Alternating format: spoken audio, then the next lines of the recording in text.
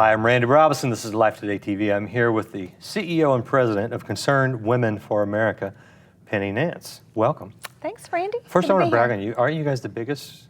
We're the nation's largest public policy women's organization. So all the ones I've heard about on the news, like how do you compare to now?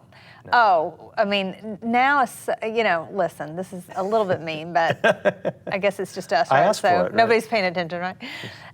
This now is basically irrelevant at this point. I was with a group of millennials, and we have 30 college chapters, by the way, around the country, and 400 adult chapters. But I was with a group of millennials, and I said something about now, and they were like, huh? They had no idea who they even were. So they're much smaller. I'm sure there's nice people that are members of now. They don't agree with me politically, but their numbers are shrinking, and I'm glad about that. Yeah, sure.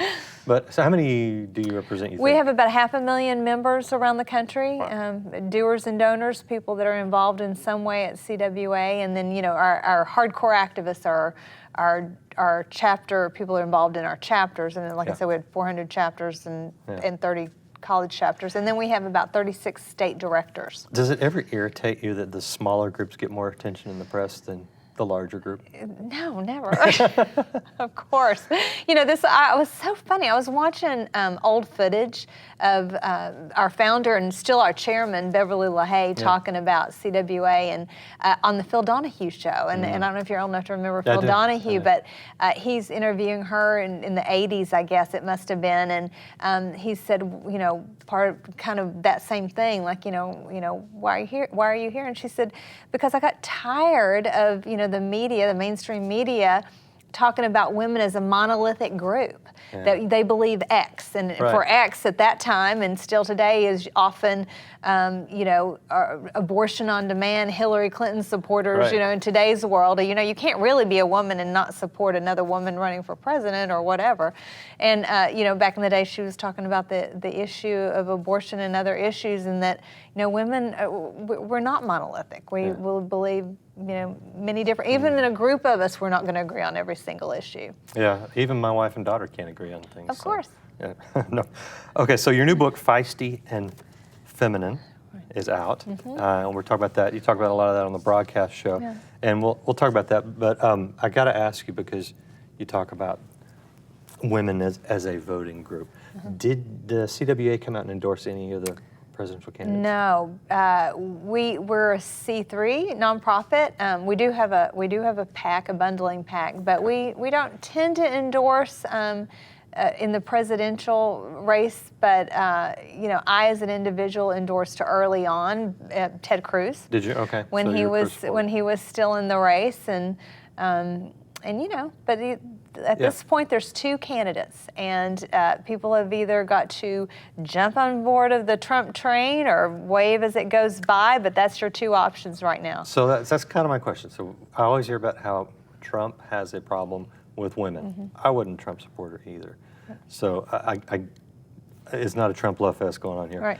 But does Trump, you represent a lot of women, does Trump have a problem with these women? Well, I would say that both candidates, if you look at the data, have high unfavorables with women, both Hillary Clinton and Donald Trump. And so I think people give Hillary a pass somehow, that... Don't you want a woman in the White House? Right. Well, and that's the thing, as a woman, Madeleine Albright threatened us with hell, right? If we didn't support women, there's a special place in hell for women who don't support other women. And and even the Bernie Sanders women supporters are like, wait a minute, like, talk about reductive. That is reductive. You can't just boil us down to our, to our sex.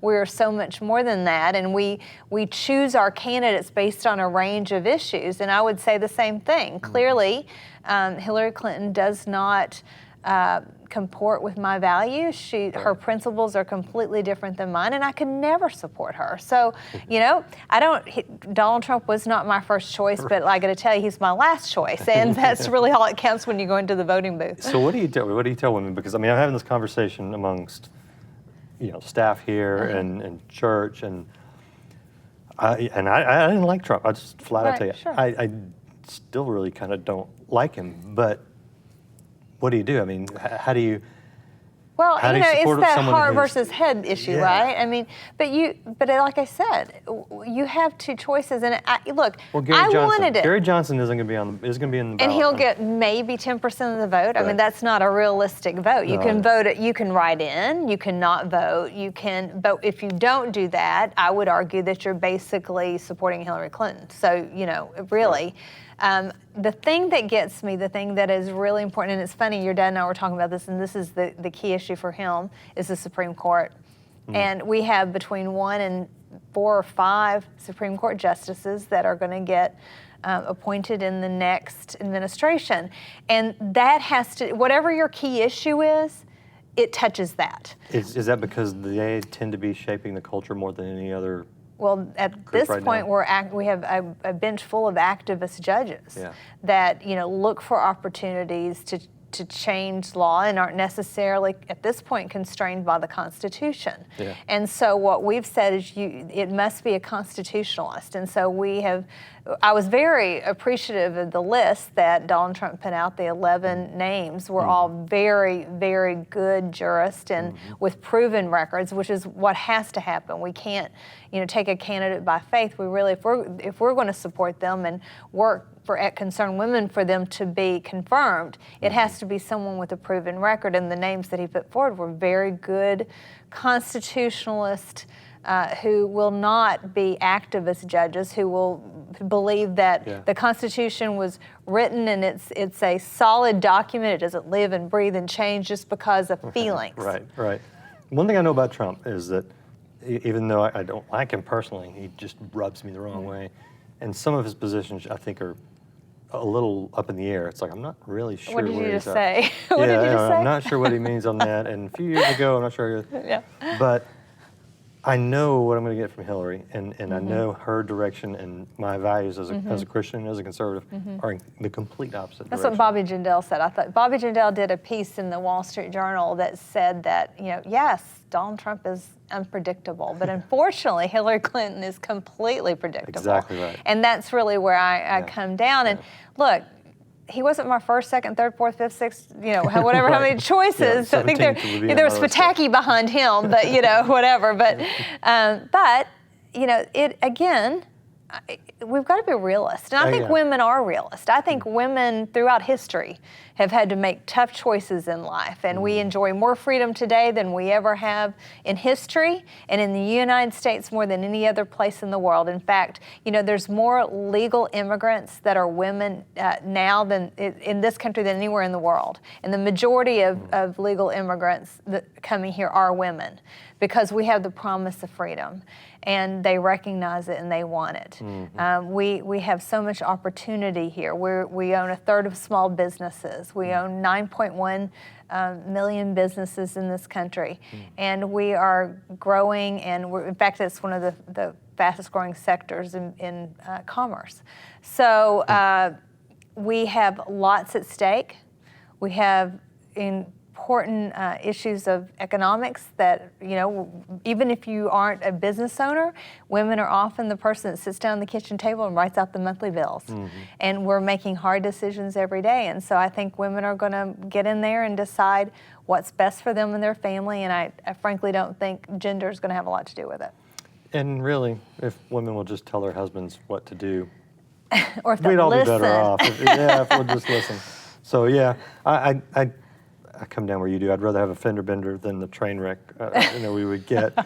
So if people want to get involved with CWA, what's the best place to do? What can they do? What do you recommend? Oh, there's so much to do. I mean, we have 7 core issues. We have the issue of life, marriage, religious freedom, local control of education. There's lots of key education issues going on right now. The issue of national sovereignty. We are at war with Islam right now. We're with radical Islam. Yeah. And they're at war with us, at least. Yes, well, and they are threatening not just us, but women around the world. Yeah. And we've got to be clear on where the battle lines are and what's happening and protect our families. And then the issue of support for Israel. It is essential that we understand that our nation is blessed partially because that we support Israel. And we can't ever turn our back on the nation of Israel. They're key partners with us geopolitically.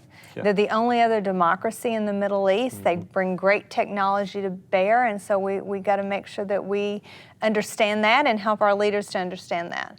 So there's many issues that we're active on. If you want to come to concernwomen.org and sign up for our alerts, we have all sorts of information that can help you explain to whether it's the woman next door or your elected official what you believe, why you believe it, and just to help you to be active. You know, we have civic responsibility. Render unto Caesar the things that are Caesar, and to God things that are God's. And this is part of what our civic responsibility is to be involved in our nation. Good stuff. If you want to get involved, go to their website, check it out, and pick up Penny's book, Feisty and Feminine. You can be both, yes?